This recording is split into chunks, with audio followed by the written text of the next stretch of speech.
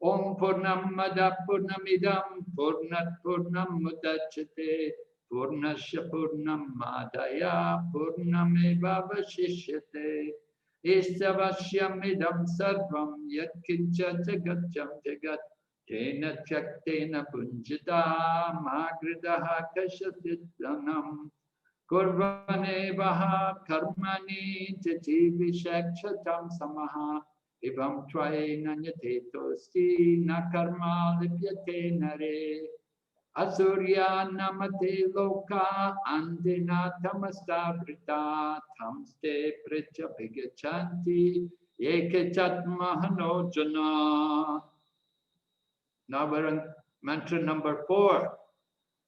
You can repeat Anijadekam Manaso Javio. Oh, Haribo. Ani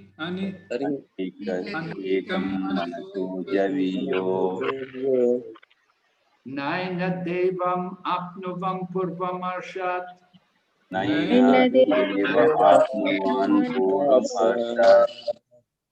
Tadyavato Nyanate Titistat.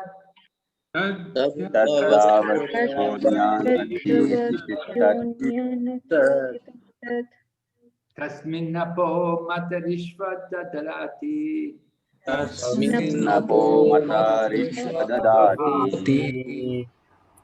All right.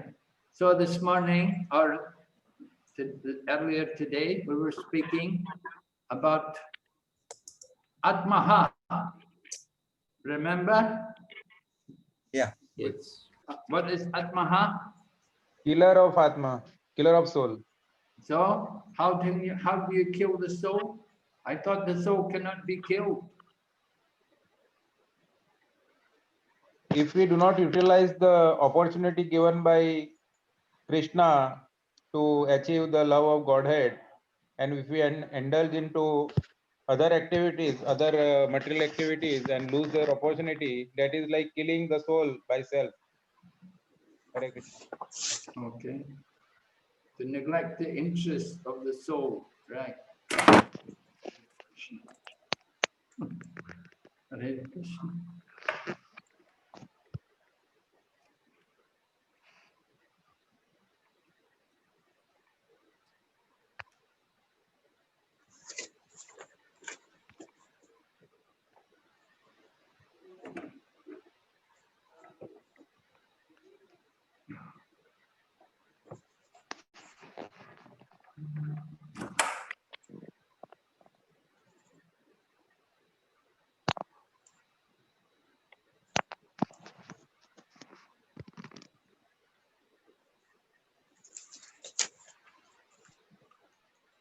Yes, if we neglect the interests of the soul, then that is like killing the soul. So we have to know how to take care of the soul. So how do we take care of the soul? What does the soul need?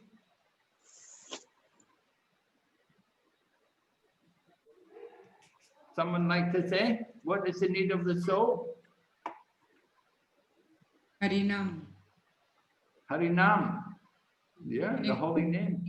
Do the prescribed duty. Hmm? Yeah, Do the prescribed duty.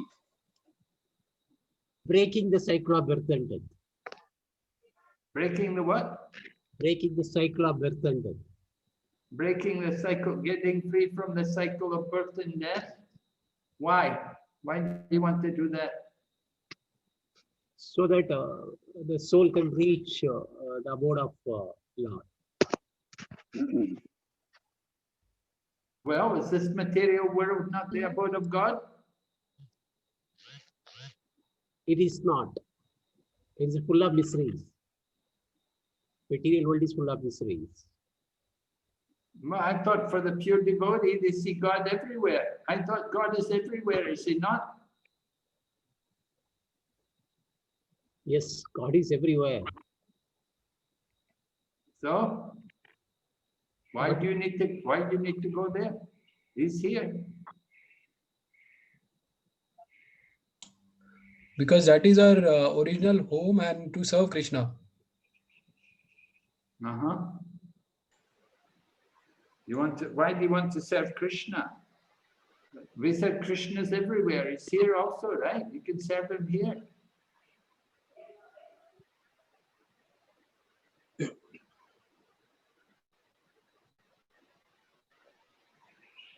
No, but not. Lord Chaitanya said he doesn't want liberation. He says, I just want devotional service, birth after birth. Personal association of Lord? Yes. So don't you get association of the Lord here? Prahlad Maharaj. Guru Maharaj, we will be getting free. We will be getting freed from the influence of the modes, so that we will be able to fully devote ourselves to the service of the Lord. Well, you can do that here. The human is to serve God, so we can serve him anywhere if we develop the consciousness that we see him everywhere, Ishavasam. So the question comes out as the human form is the only form through which we can go back to Godhead. And if we don't utilize that, then we are wasting our life. Okay, yeah. You have a valuable human. We have the value of the human life is that we can use it to become God conscious. Of course, we can become God conscious everywhere. Here also, Lord Chaitanya said, therefore, I just want devotional service, birth after birth. And Prahlad Maharaj said, he's not worried about himself. He said, wherever he goes, he can chant the holy name. No need to go there. Can do that here.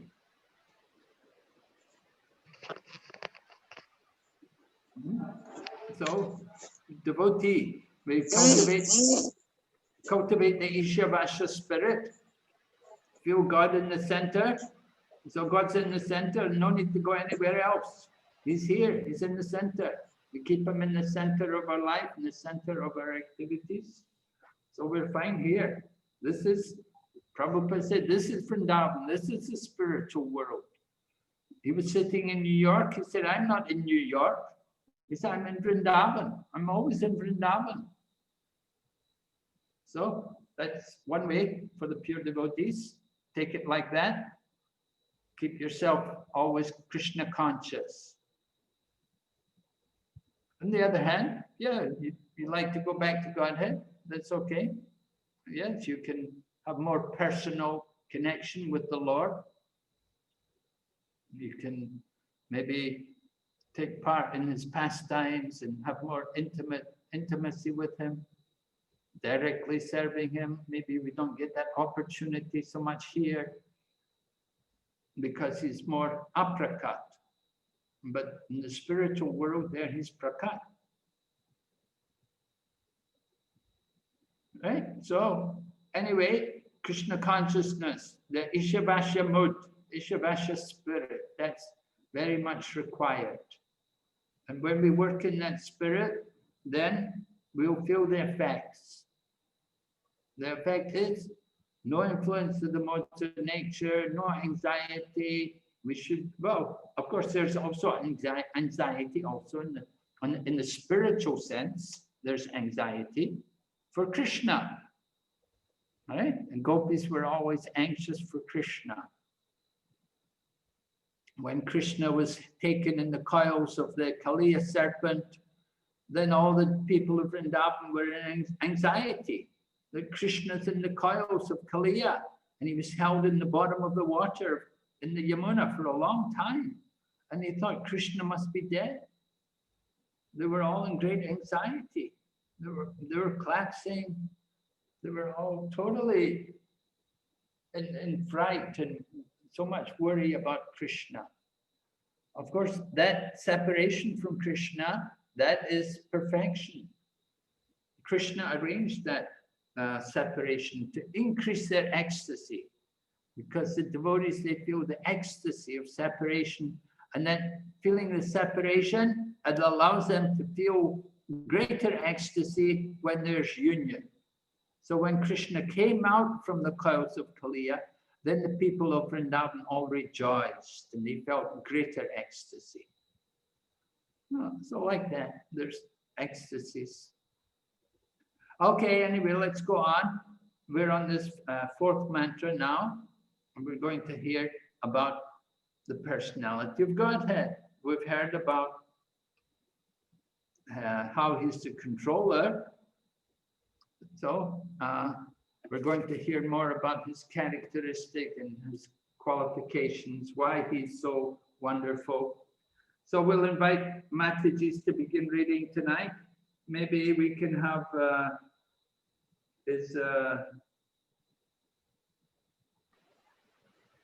Bhakti Shreya Parvati. Is she here tonight? No, Maharaj. She has just left because of her connectivity problem. Just now she left, Maharaj. She will join back later. What about Rasapurnama? Nima? Yeah, she is there. Mataji is here, Maharaj. Read the translation. Hare Krishna, Maharaj. Hare Krishna. Yes, Maharaj. Although fixed in his abode, the personality of Godhead is swifter than the mind and can overcome all others running. The powerful demigods cannot approach him. Although in one place, he controls those who supply the air and rain. He surpasses all in excellence. Okay, so we're hearing some details about the Lord. First of all, he has an abode, right? He's fixed in his abode. He has his place there. But at the same time, we hear some different things he does, his activities, swifter than the mind, can overcome all others running. Demigods cannot approach him. He's in one place, but he controls those who supply there. He surpasses everyone in excellence. Okay, go ahead, Mataji, read the purport, first paragraph. Yes, Maharaj. Through mental speculation, even the greatest philosopher cannot know the Supreme Lord, who is the absolute personality of Godhead. He can be known only by his devotees through his mercy. In the Brahma Samhita 5.34, it is stated that even if a non-devotee philosopher travels through space at the speed of the wind or the mind for hundreds of millions of years, he will still find that the absolute truth is far, far away from him. The Brahma Samhita 5.37 further describes that the absolute personality of Godhead has his transcendental abode, known as Goloka, where he remains and engages in his pastimes. Yet by his inconceivable potencies, he can simultaneously reach every part of his creative energy. In the Vishnu Purana, his potencies are compared to the heat and light that emanate from a fire. Although situated in one place, a fire can distribute its light and heat for some distance. Similarly, the absolute personality of Godhead, although fixed in his transcendental abode, can diffuse his different energies everywhere. Haribol. Okay, so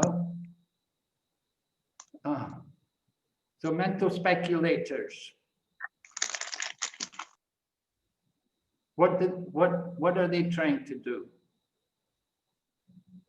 Mataji, you can tell us. So can you tell us something about what does it mean, a mental speculator? Mental speculation means, Maharaj, according to me, I don't know whether I'm right or wrong, but the Mayavadis, they think that there is no form of the Lord for Krishna. So that may be a mental speculation. Well, that might be their speculation, but in general, what does it mean if someone's a mental speculator? What are they doing? It speaks for itself. It means that they're trying to understand the nature of everything by the power by the power of what? How are they trying to understand everything? Mind. Yes, by the mind, right? Mind. By the mind, yeah, okay. Yeah, they use their mind. What should they use to understand everything? They should use the intelligence to know what is right and what is wrong, to understand the Supreme Personality of Godhead. Where do we get the intelligence from?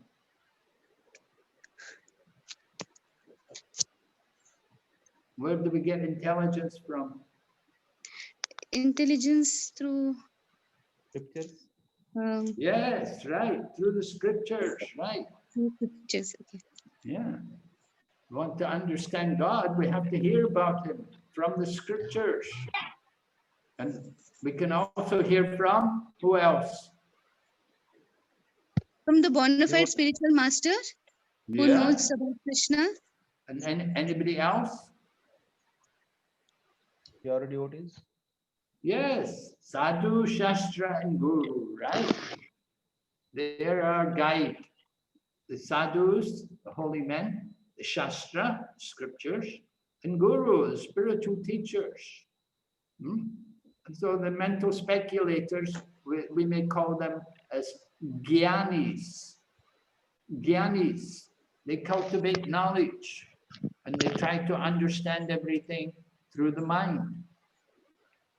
So sometimes Prabhupada will say we should, like here, it says mental speculators, they cannot understand the Supreme Lord. But in other places, Prabhupada says we should try to understand the Lord by speculation. But how should we speculate?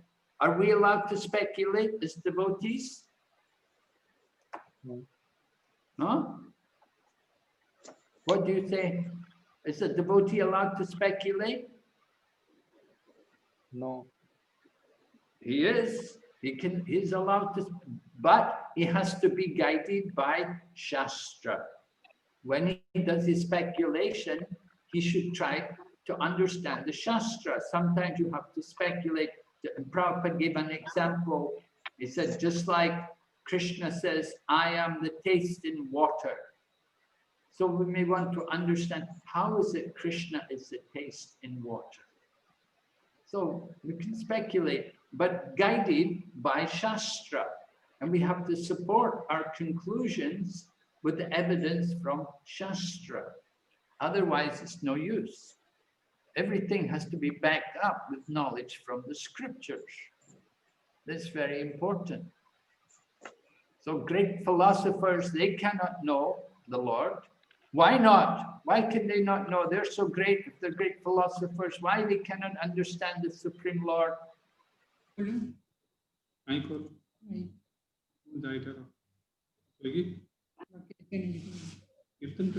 Yes, anybody know? Do you know the answer? Why the great philosophers cannot understand the Lord? Please, somebody, what do you say? Because Lord cannot be understood by speculative modes, and us, we are under the three modes of nature. Our intelligence is limited, basically. Yeah, we are limited. Is the Lord limited? No. Lord is unlimited. No. Right, he's unlimited. So if we are limited, we cannot understand what is unlimited. So it's beyond the power of our mind and senses to understand him. You know, can you ask the devotees if they're not speaking, if they can close their mic? If they're not taking part in the conversation, better they close their microphones. So we don't get disturbed. So how we can understand Krishna? How we can understand God if he's so unlimited?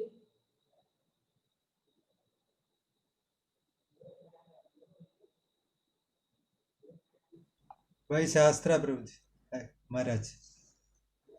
By Shastra. Yeah, well, yes, we can read the Shastra, but Through the Lord's authorized representatives. yeah, the Lord's representative. Here, Prabhupada, what does Prabhupada say? Prabhupada says he can be known only by his devotees through his mercy. right? Through the mercy, by the mercy of who? By the mercy of devotees, right? Through the mercy, not only by his devotees, through his mercy. So we know Krishna through the devotees, and devotees know Krishna through his mercy. So the mercy of the Lord.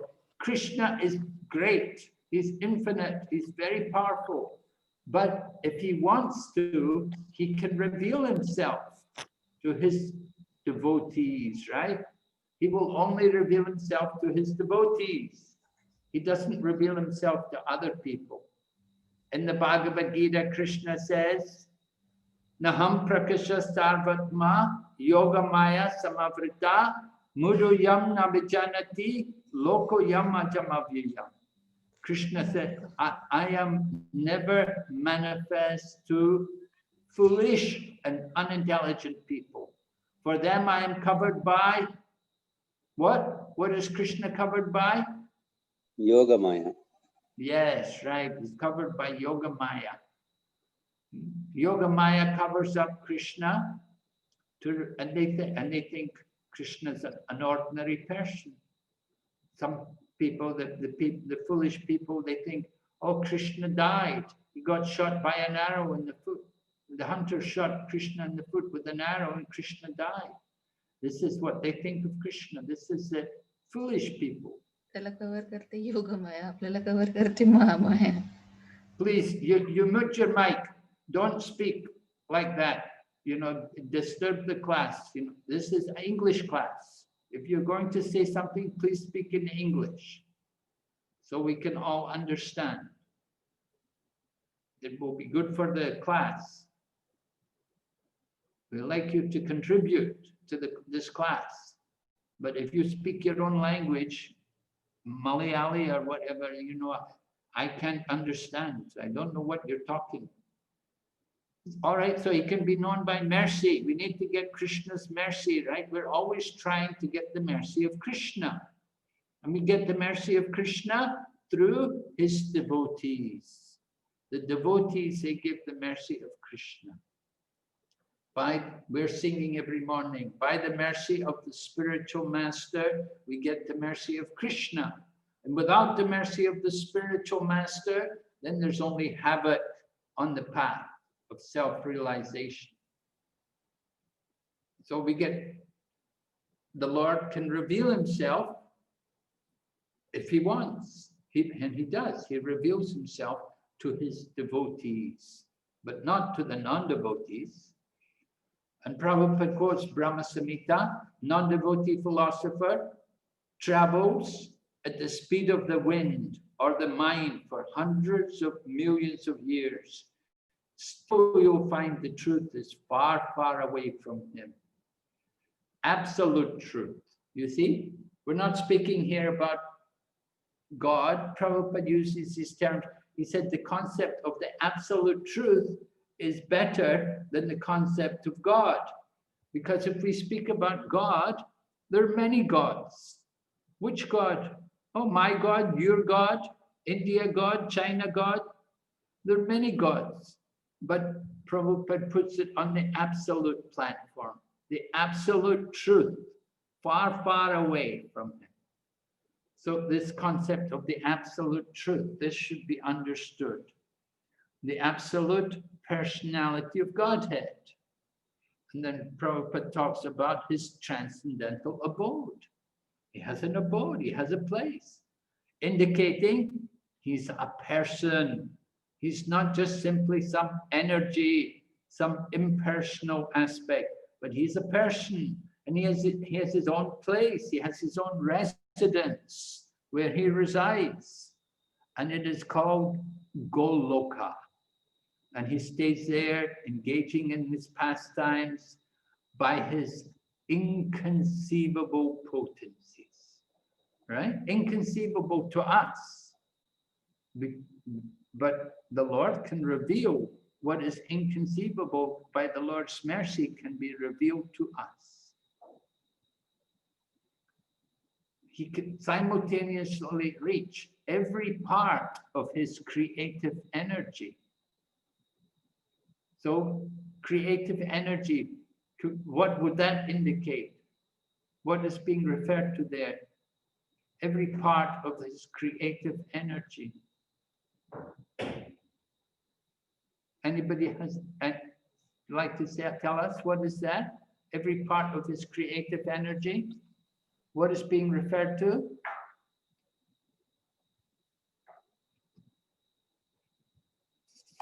Balaram Prabhu, do you know? Hare Krishna Maharaj. Maharaj is referring to the internal potency energy and maybe marginal energy and Maharaj. He's referring to the internal potency. Yes. And what else? And external potency.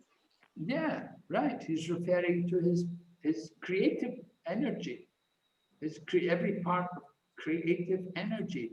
It means the material world. The whole material world is his creative energy. The spiritual world is also his energy. So then Prabhupada quotes Vishnu Purana, the heat and light from a fire. One place, they're in one place, but the fire can distribute heat and light for some distance. In the same way, the absolute personality of Godhead is in his abode, but he can diffuse his energies everywhere. Just like the heat and the light spread everywhere. So the Lord's energies are also spread everywhere. All right, we'll go ahead. We'll have another Mataji read for us here. Let's see who's not read yet. Bindya Mataji. What about Deepriya Gopalani? Huh? Deepriya Gandharvika. Deepriya Gandharvika. Hare Krishna Maharaj. Yes. Yes, Maharaj. Are you a Gandharva? No, Maharaj. You're a Gandharvika. Very good. You'll be so fortunate, such a nice name. Please read for us. Although his energies are innumerable, they can be divided into three principal categories: the internal potency, the marginal potency, and the external potency.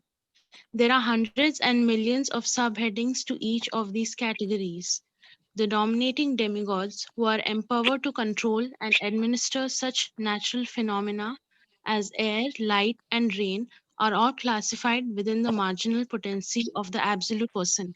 Lesser living beings, including humans, also belong to the Lord's marginal potency. The material world is the creation of the Lord's external potency, and the spiritual sky, where the kingdom of God is situated, is a manifestation of his internal potency. Thank you. Would you like to summarize some points from this paragraph for us? What did you understand? Yes, Maharaj. The Lord's energies are innumerable, and they are divided into the three main categories. The first one is the internal potency. The second one is the marginal potency, and the third one is the external potency.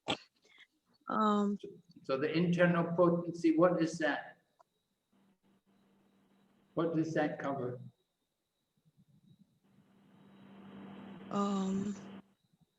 The kingdom of God, Yes. the spiritual sky. Right, yes. The spiritual world, right?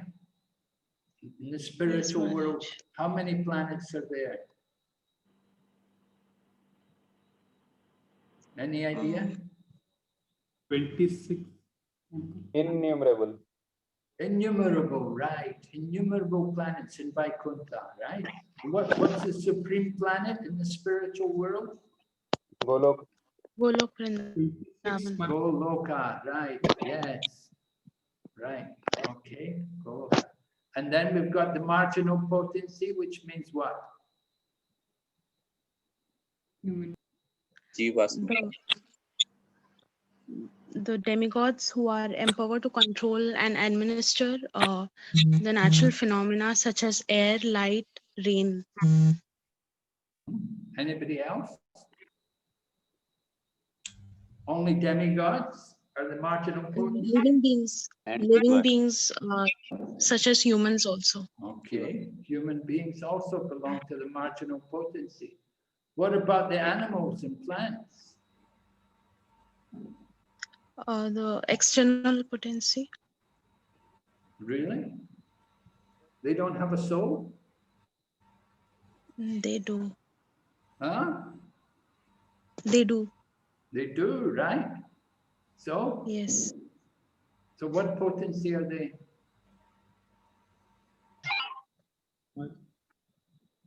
Hmm?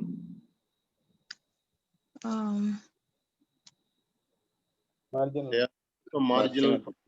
Yeah, marginal potency. All the living entities are marginal potency, right? Yes, Maharaj. That means all the animals, the plants, the trees, the fish, the birds, they're all souls, and so they're all part of the marginal potency. And the demigods also. It's amazing, isn't it? And what about the material, the external potency then? What is that? The material world. Manaji, may I go ahead, Manaji, speak? The material world. Yes, right, the material world. What's the material world made up of?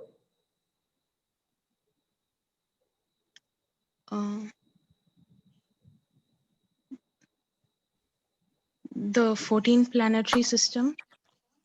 Yes, the 14 planetary system. Can you tell me what the elements are which make up the material world? Hare Krishna, the Panjabhuta. It starts from Brahmaloka, and the Earth is the middle planet, and it ends with the hellish planets. Okay, you're describing the universal structure for me, but I want to know what elements are actually used by the Lord to create. Air, water, space. Five elements. Yes. Earth, water, fire, 24. air, ether. Yes, and anything else? Mahatattva. Mind, intelligence. Yes, right. Mind, intelligence, And false ego. 24. And false ego. Mind, intelligence, false ego. Is mind, intelligence, and false ego, is that there in the elements of the material world? Do we find this mind, intelligence, and false ego in the material energy? In the elements of the material energy, do we find that? In inner matter, are we going to find mind, intelligence, and false ego? No. No, right? No. So the five elements. The table doesn't have any mind or intelligence or false ego. No. What's the difference between the material energy and the marginal potency? What makes the difference? The consciousness. Yes, thank you. Consciousness, right? There's no consciousness in the elements of the material energy. Your car, your table, your chair doesn't have any consciousness, right? So there's no mind, there's no intelligence, false ego either. There's no consciousness. Consciousness, of course, comes from where? Where does the consciousness come from? Does it come from the mind, the intelligence, and the ego? Where does consciousness come from? Atma. It comes from the soul, right? Consciousness comes from the soul. So the material world is the creation of the Lord's external potency. spiritual skies, the kingdom of God. Okay, we'll go ahead. Let's have somebody else read. Who's next? We've got somebody. What about Sri Rupa? Is she here? Yes, Maharaj. Okay. Would you like to read for us, Maharaji, please? Yes, Maharaj. Thus, different relations of the Lord are present everywhere. Although the Lord and his energies are non-different, one should not mistake these energies for the supreme truth. Nor should one wrongly consider that the Supreme Lord is distributed everywhere impersonally, or that he uses his personal existence. Men are accustomed to reaching conclusions according to their capacity for understanding, but the Supreme Lord is not subject to our limited capacity for understanding.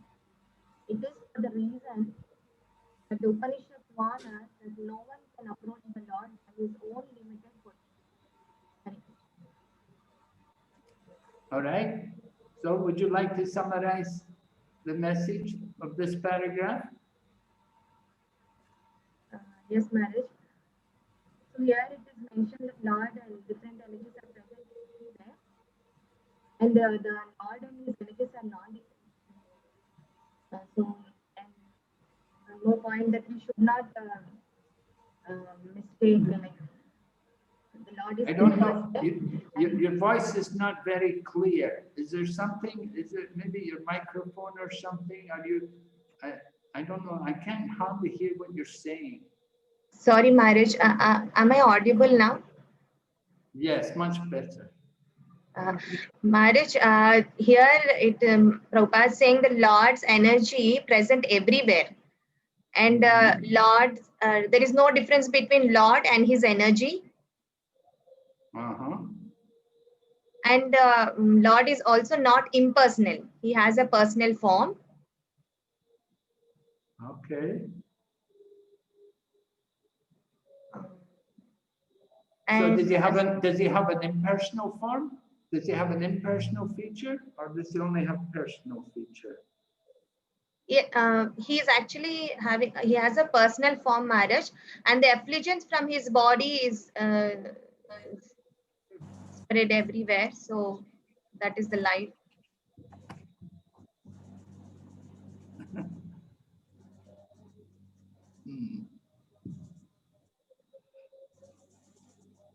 All right. So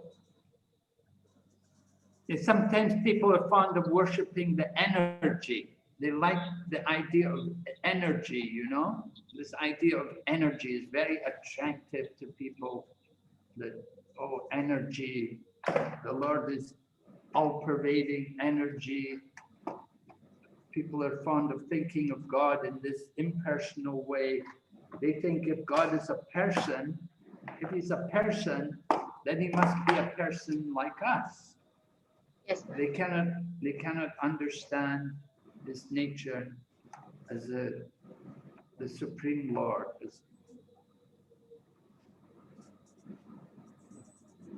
So it's important to try to understand the personal aspect of the Lord, not just simply that. Yes.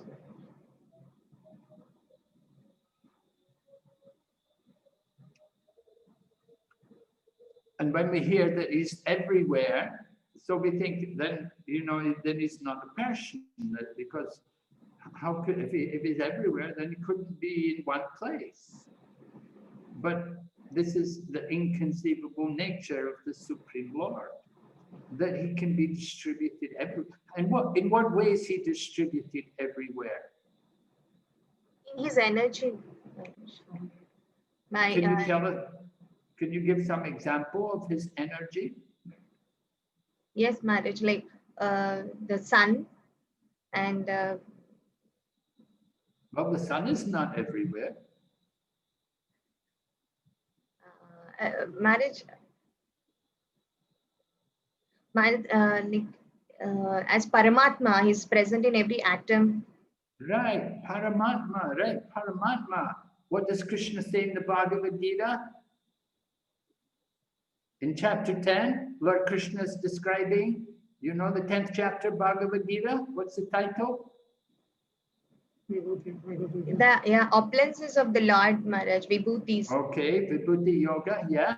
And Krishna describes all of his opulences, and after he's described all of them, he says, but what need is there, O Arjuna, for all of this detailed knowledge? With a single fragment of myself, I pervade and support this entire creation. Right? What is that fragment? What is that fragment of Krishna? Which is pervading and supporting the entire creation?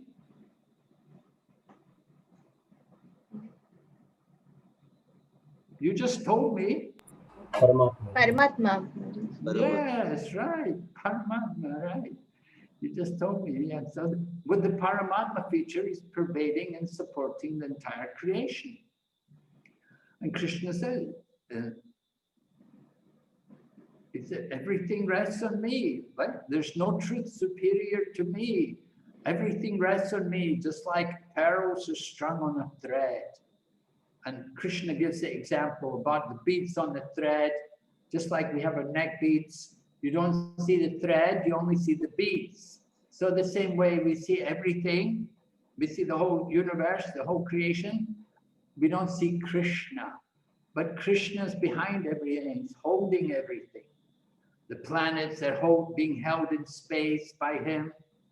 Everything is in under his control, under his grasp. But at the same time, he's very cautious. He doesn't reveal himself to everyone.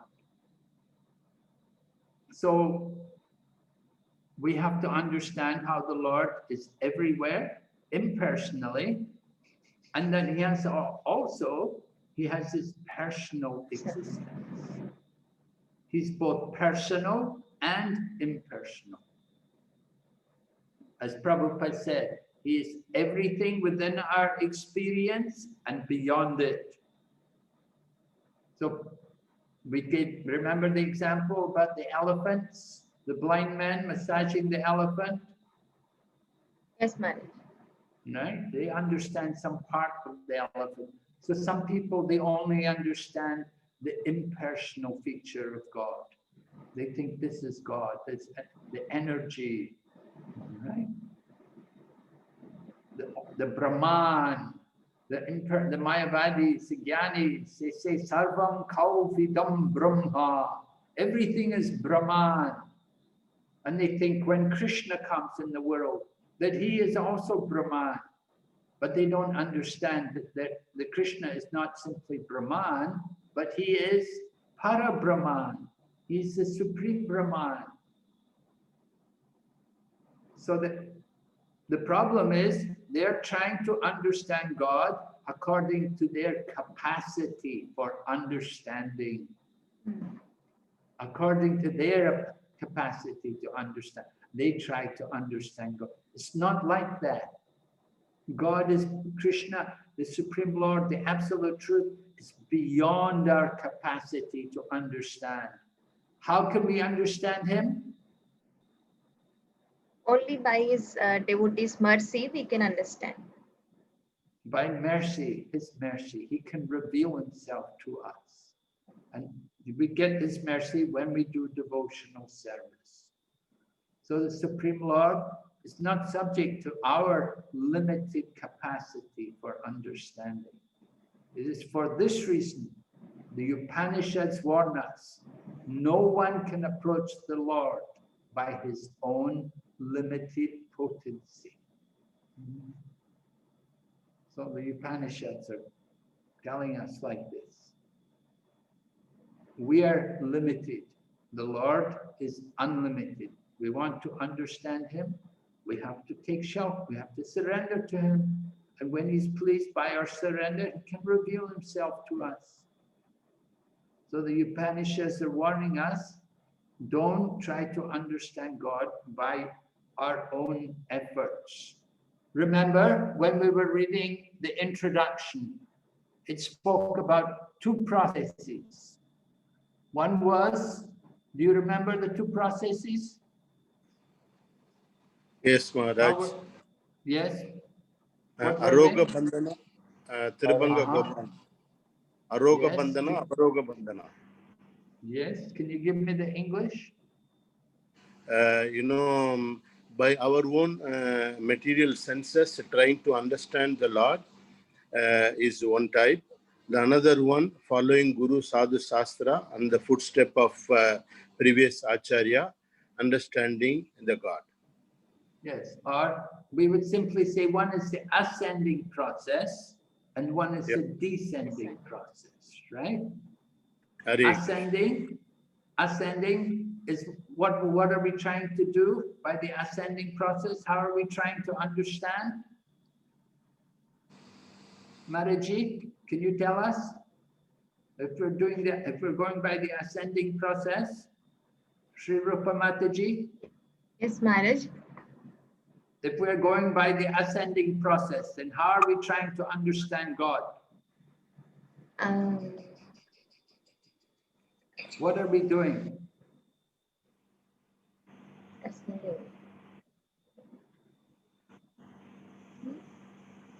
Hare Krishna Maharaj. No, let Mataji try. Give her more time.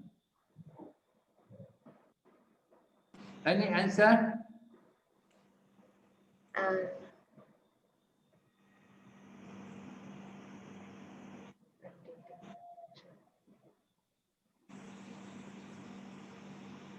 No? Okay, Prabhu, what's the answer?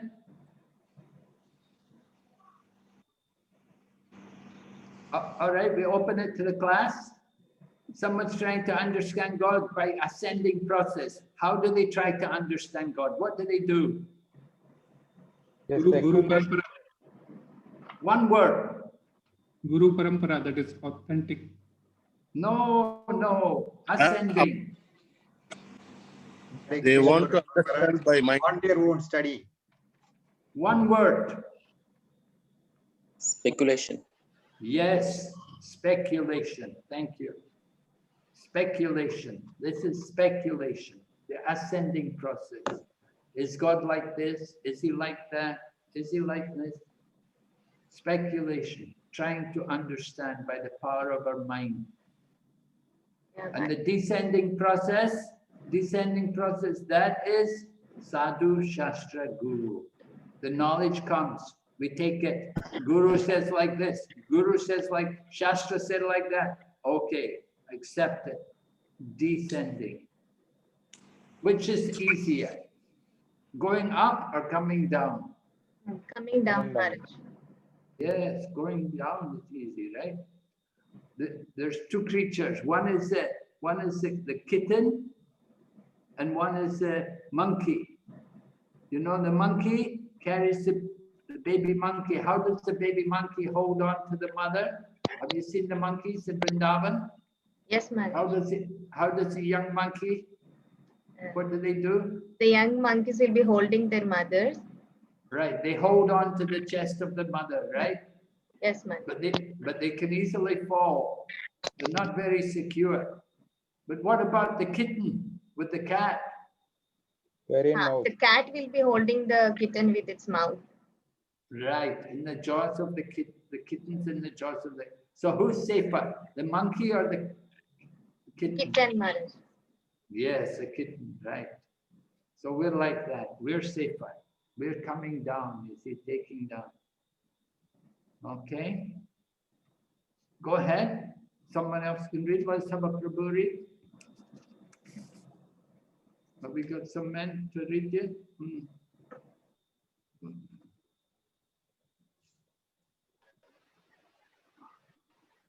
Aranakshagor.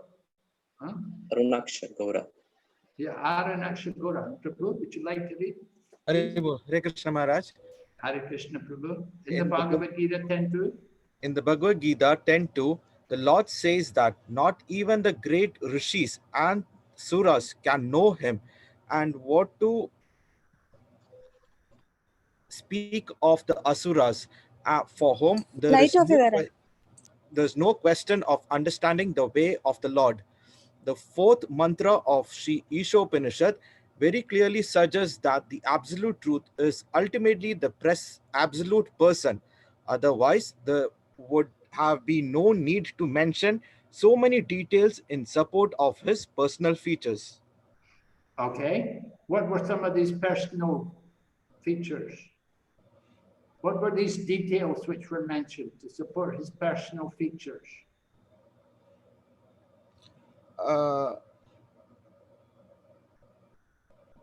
Look at the text, mantra 4. What does it say?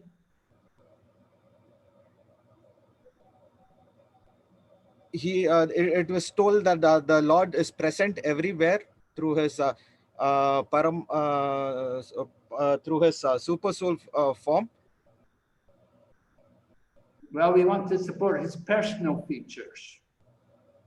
If he's present everywhere, that doesn't help us to understand his personal features. It has explained in the Bhagavad Gita, he is present everywhere. So, but it is only. Look in the mantra, mantra 4.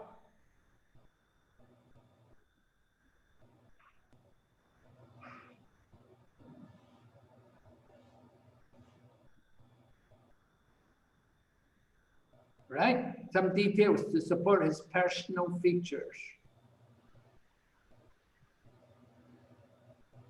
First of all, it said he has an abode, his abode. Yes, Maharaj. And he can overcome all others running. Means he can run. Right? Yes, Maharaj. He's in one place, but he controls others. So these are all personal attributes. He has a controlling power, he can run, he has an abode, he's swift. Like they said, we want to understand these are descriptions of his personal features. So great rishis and sages, they don't know him. Why?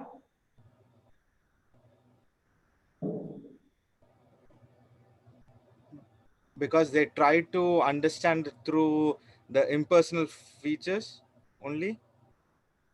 Yeah, maybe. Because maybe they're not devotees. They didn't do devotional service. They didn't follow the process. They tried to understand him by their own mind and senses. There may be great rishis and suras, but the Lord is unlimited, infinite. Look, they're limited editions. So how much can they know of him? You can know a little.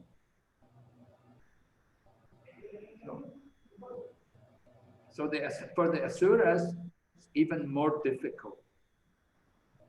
Okay, so we'll go ahead. Somebody else to read. Let's see, next year we have.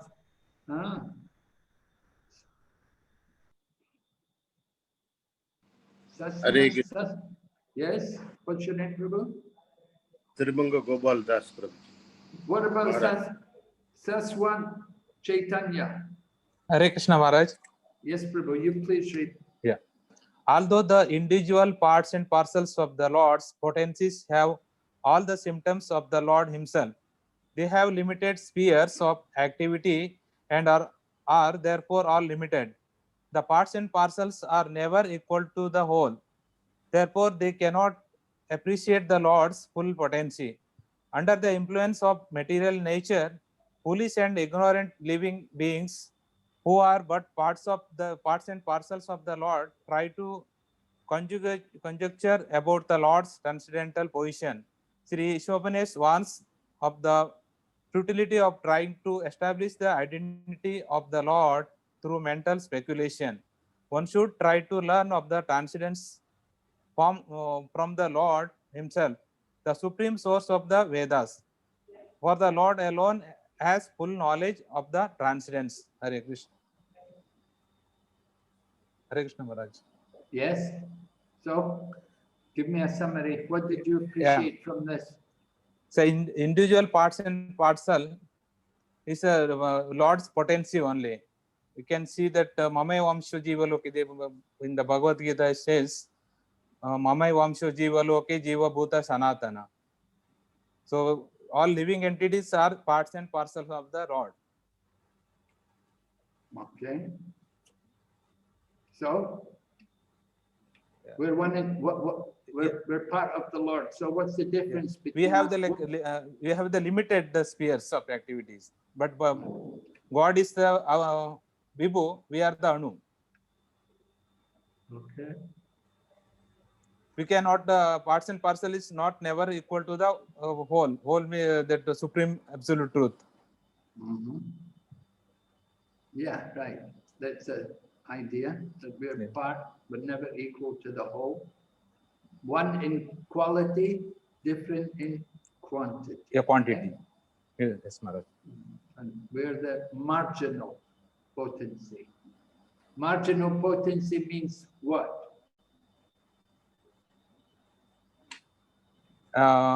What's the margin? Margin between what? Margin is the living entities.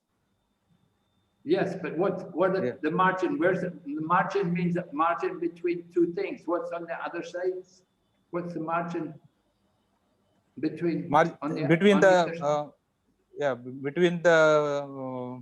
Paramatma and material energy? Between the material energy on one side and on the other side is what? Other side is spiritual energy. The spiritual energy, right. So we're the living entities, we're the marginal. So where are we? Are we in the spiritual energy or the marginal? You know, we can't just take, yeah? Where are yes, we? Maharaj. We are in the neutral, in the marginal energy. No, you can't remain in the marginal. You can't remain there. Either you're in the material or in the spiritual. Just like you come to India and you go to Pakistan, there's a border. Now either you're in India or you're in Pakistan. You can't just be in the border all the time, can you? You're either in the land or you're in the water.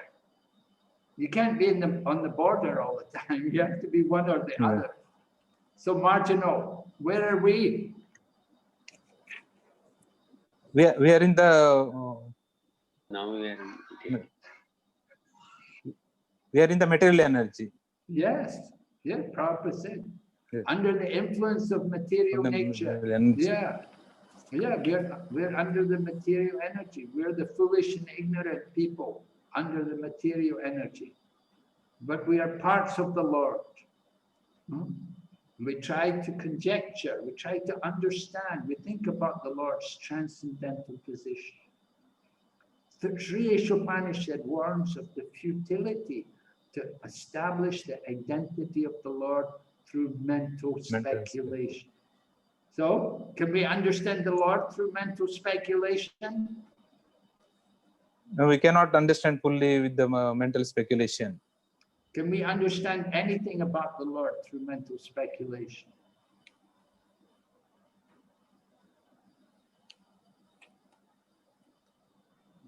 Where can we go? What's the furthest we can go? The Jnani. Where can they go? Jnani can go meditate up to the Paramatma feature. Brahma. You can go to the Brahman, the Brahma Jyoti, impersonal liberation. They can go that far, but they can't go any further.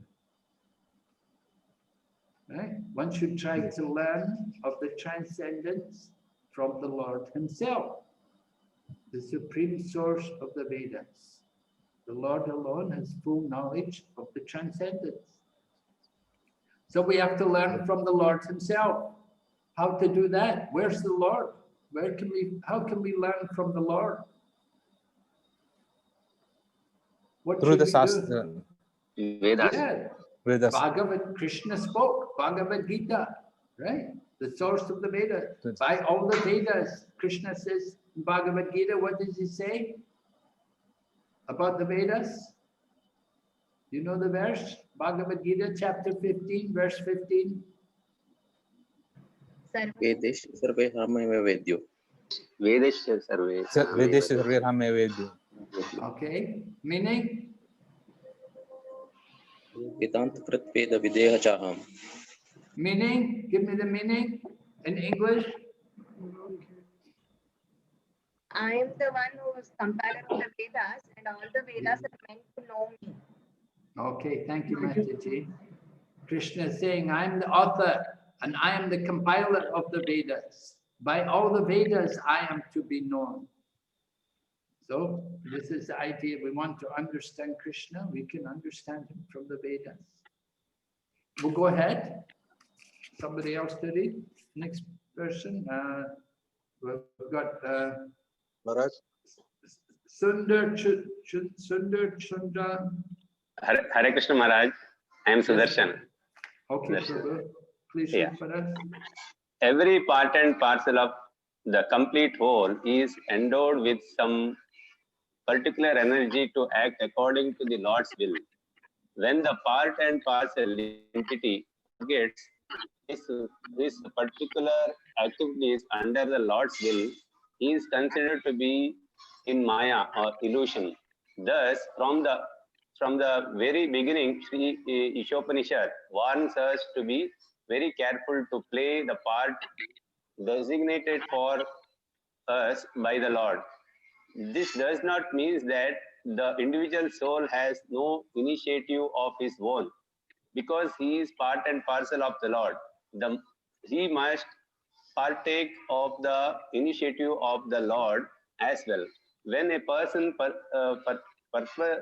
properly utilizes his initiative or active nature with the intelligence, understanding that everything is the Lord's potency, he can revive his original consciousness, which was lost due to association with Maya, the external energy.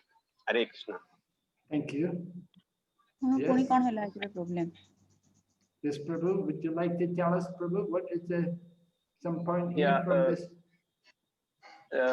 Lord says here, in Upanishad, Isopanisad says, warns that we as a marginal potency, we have to take some initiative.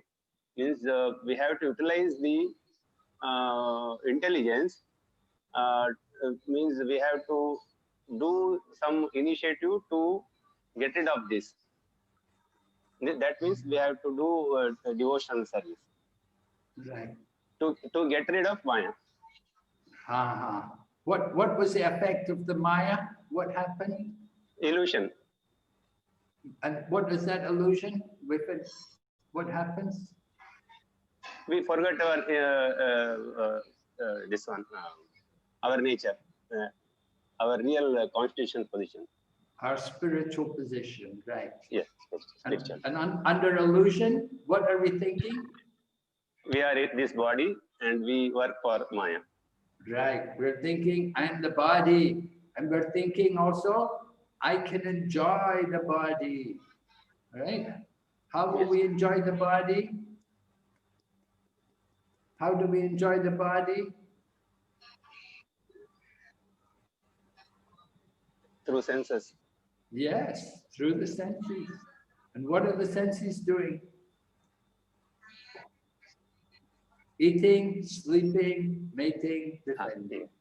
Like that. This is the enjoyment of the body. So Isopanisad warns us to be very careful to play the part which we're meant to be doing. We have to, as you said, we have to use our initiative. It's not that we're not supposed to think for ourselves. Yeah, we have to use our initiative, but that initiative has to be used in conjunction with the initiative of the Supreme Lord. That is like yoga. Yoga means to connect, to link, right? We are the part and parcel of the Lord. So we want to connect with the Lord because we are part of Him. We have a relationship, a connection with Him. And we want to connect. And that's, we use our initiative to cooperate with the initiative of the Lord.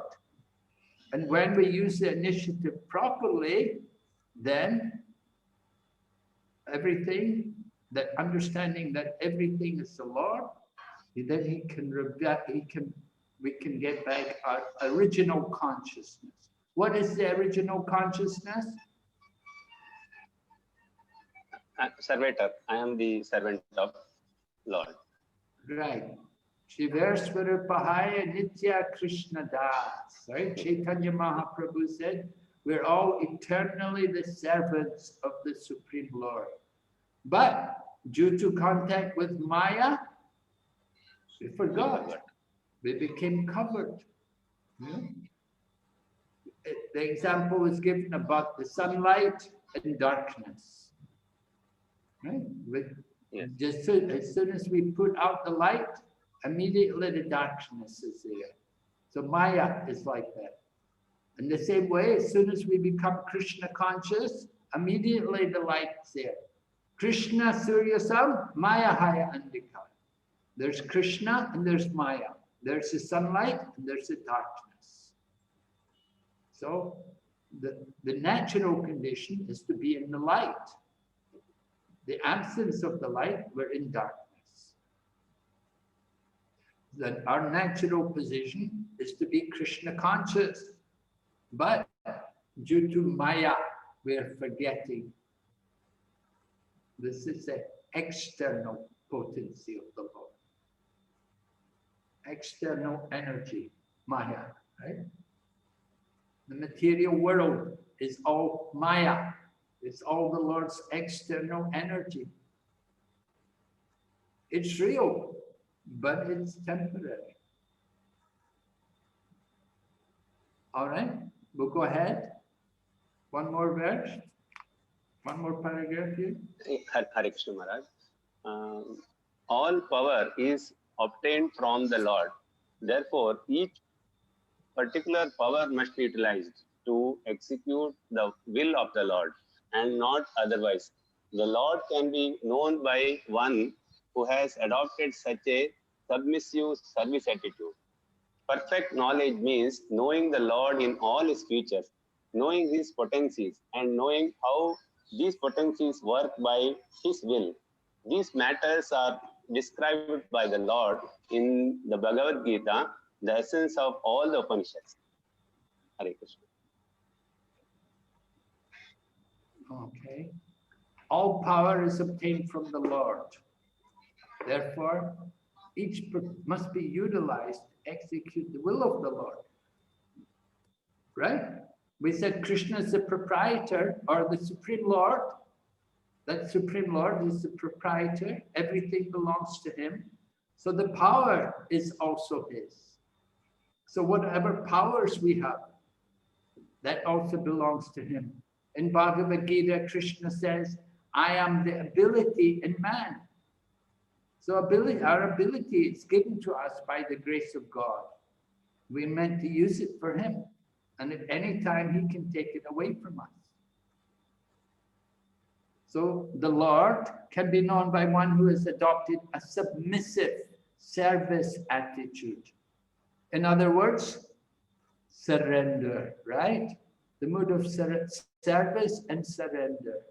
When we become submissive, then we will surrender ourselves and we will want to offer some service.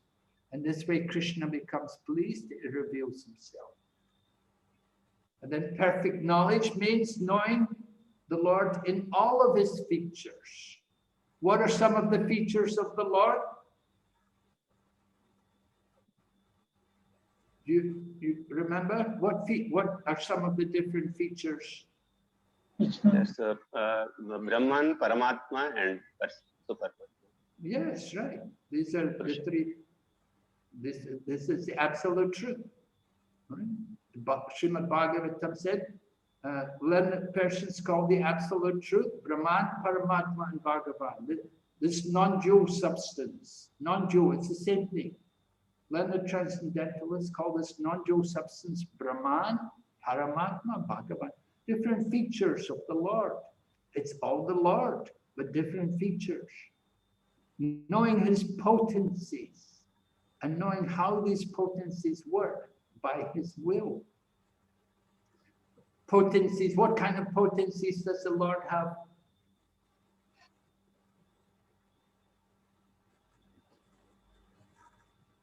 What can he do?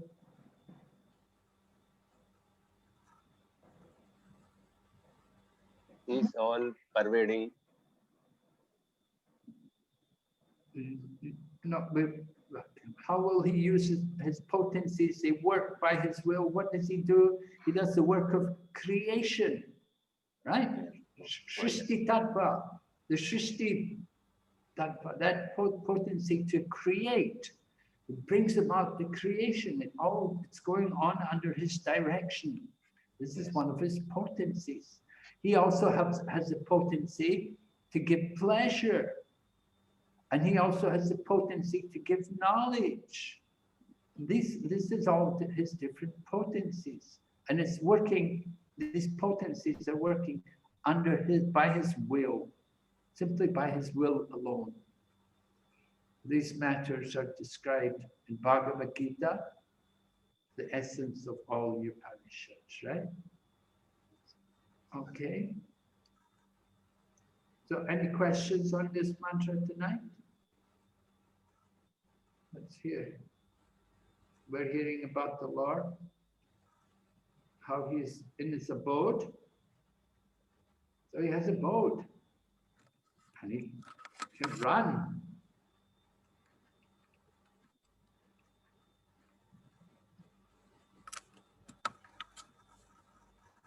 Powerful demigod. How many demigods are there? Material world. How many demigods are there? 33 crores. 33 crores, right? A lot of demigods, powerful. And many of them are very powerful, but they're not as powerful as the personality of Godhead, the Supreme Lord. They cannot even approach him, right? We read in the 10th canto, Srimad Bhagavatam, or in the Krishna book. If you read the Krishna book, you read at the time before Lord Krishna's appearance, Mother Bhumi was overwhelmed by the burden of all the kings on her planet. So what did she do? Who did she go to? She went to Brahma Maharaj. Yes, she went to Brahma for help. And then what did Brahma do? Brahma took her to Vishnu. Yeah, who Devi took as the Gomata and yes. the Brahma. And they went to the shore of Swetadweep, right? On Yes, the shore of, and they prayed, Brahma prayed to Lord Vishnu. Shirodakashaya Vishnu, right? There are three Yes, Vishnus, actually. So the demigods, they cannot even approach the Supreme Lord. They have to go and pray, oh, my Lord, we need your help. Can you help us?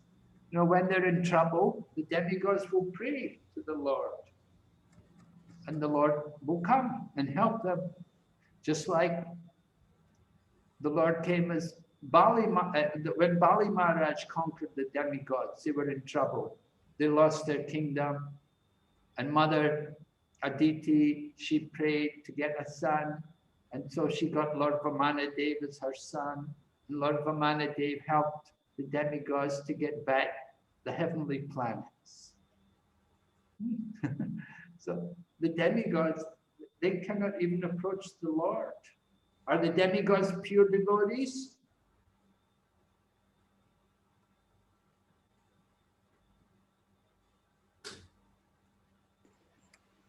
No, Maharaj.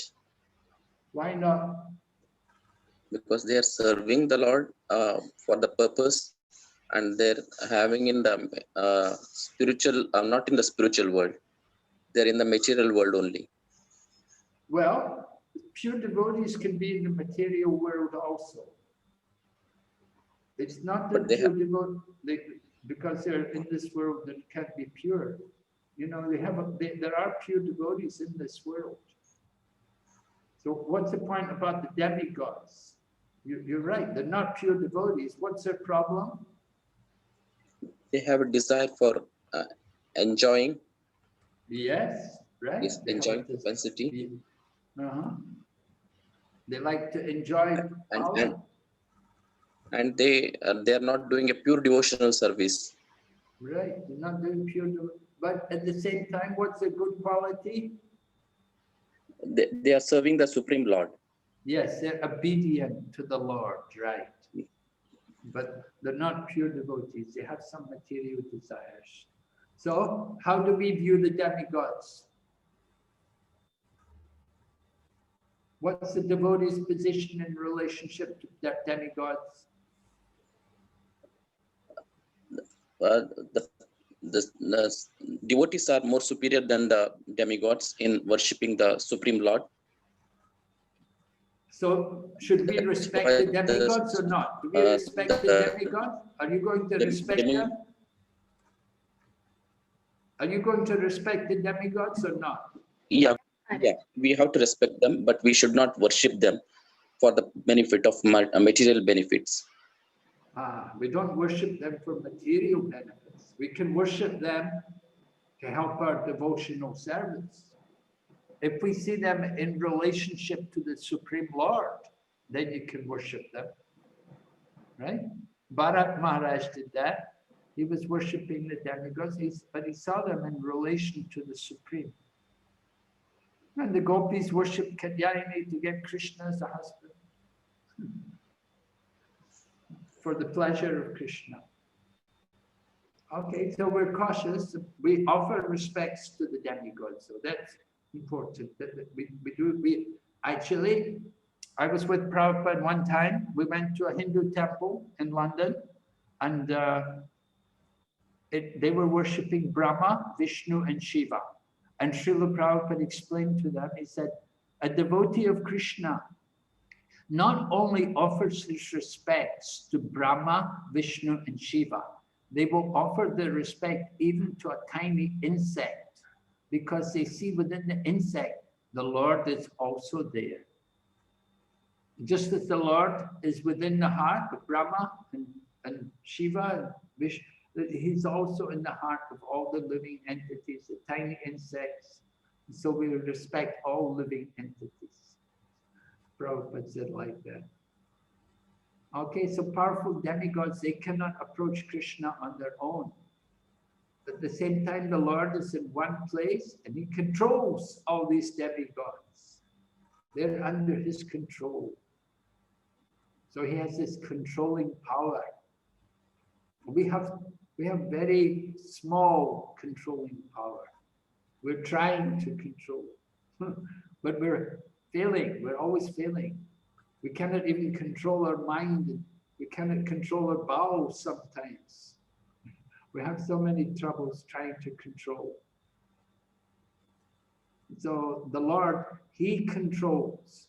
He surpasses everybody in excellence. All right? Any question? Is it clear?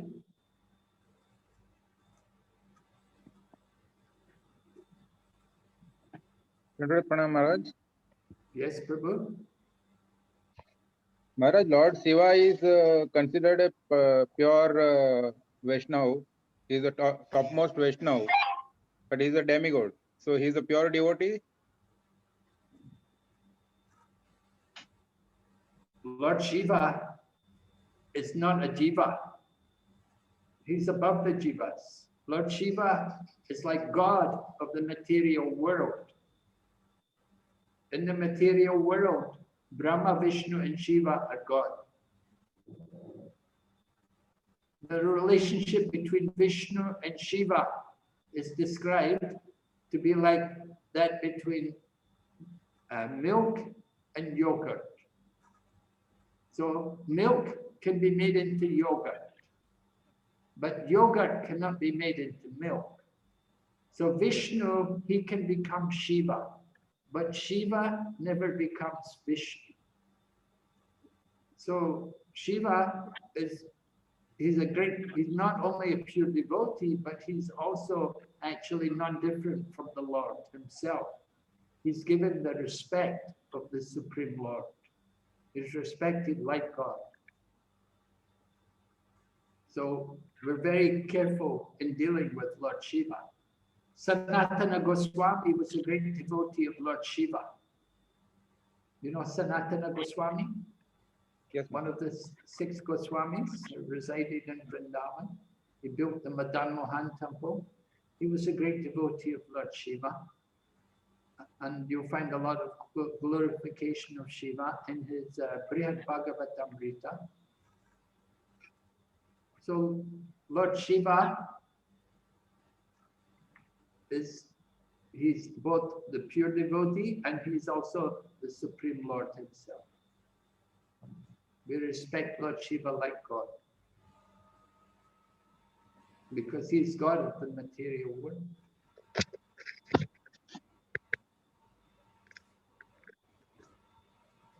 Thank you. He's not Jiva Tattva, and he's not Vishnu Tattva. He's between the Jiva Tattva and the Vishnu Tattva.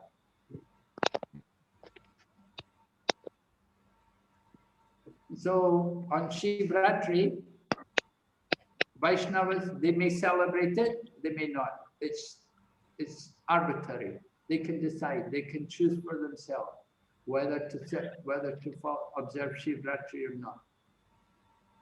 Sometimes they do, sometimes not.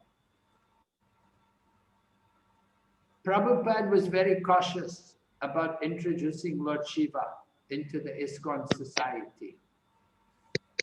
And I remember one time we had the temple, we were opening the temple in Hyderabad, in Andhra Pradesh. And one devotee said, you know, Prabhupada, let's put Shiva Linga here. Because our temple in Hyderabad, they have Gaur-Nitai, they have Radha Madan Mohan, and they have Jagannath Baladev Subhadra. But this one devotee said to Prabhupada, he said, Prabhupada, he said, people in this city, they all like Lord Shiva. If we put a Shiva Linga here, everybody will come. Prabhupada said, yes, but he said, if we do that, they'll think Lord Shiva is the same as all the deities. They'll think Lord Shiva is on the same level as all the deities. But he's not. He's not on the same level as Gaur-Nitai or Radha Madan Mohan or Jagannath Baladev Subhadra. He's different from that. He's between Vishnu Tattva and Jiva Tattva. He's not ordinary living entity either, but he's above ordinary living entities and he's below the level of the Supreme Lord.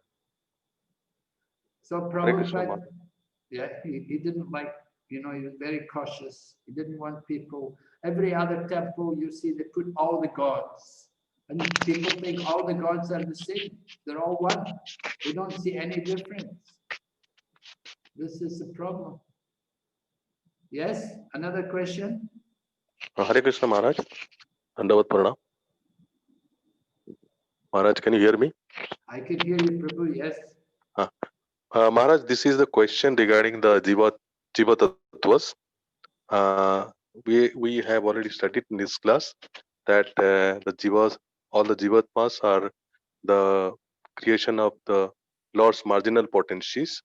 Maharaj, can you please, I want to know, I want to understand what are the Nitya Baddha Jivas and what are Nitya Mukta Jivas? Because there are some conditioned souls I have read, which are eternally unconditioned souls. So the Mukta Jibba, Baddha, Mukta Jibbas are eternally Mukta. So are they under the influence of marginal potency or not? The Nitya Muktas, are they still the marginal potency? Yeah, yes. Yes, they're still the marginal potency. But when they go to the spiritual world, then, you know, they can be also Nitya Muktas, eternally liberated souls. But it doesn't change the fact that they're the marginal potency. By nature, they're the marginal potency, Tatastha Shakti. But they can still be Nitya Muktas, liberated souls. Eternally liberated means you have no defects, right? And the Nitya Baddhas, they're eternally conditioned souls. The Nitya Baddhas can also become Nitya Muktas. It's not that because you're Nitya Baddha, you have to remain a Nitya Baddha. Nitya Baddhas, the conditioned souls, can become liberated souls. They can become liberated. They can become Nitya Muktas. by devotional service, by the process of devotional service. The conditioned souls become liberated souls. The term nitya indicates that we've been in the material world a very long time. Not that you have to remain here, but it simply implies that we've been here a very, very long time. And we can get free from that.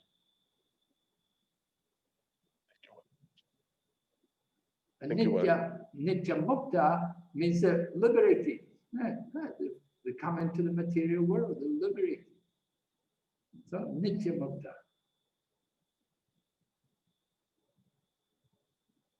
But still the marginal potency, Tatastha Shakti, that remains. So Nitya Mukta soul, they can fall from the spiritual world. We have that free will. Yes? Thank you, Maharaj. Any other question? Okay, no other questions? Then we'll stop here tonight. Let you all go. Thank you very much for your time. And we'll meet again Sunday evening. Yes, Maharaj. Sunday evening, Maharaj. Okay. 7:30. Thank you, Maharaj. His Holiness Bhakti Narasimha Maharaj Swami Maharaj ki jai. Srila Prabhupada ki jai. Vanchakalpatarubhyascha kripa sindhubhyo patitanam pavanebhyo Vaishnavebhyo namo namah. Thank you, Maharaj. Thank you, Maharaj. Hare Krishna Maharaj. Hare Krishna Prabhu. Hare Krishna Maharaj.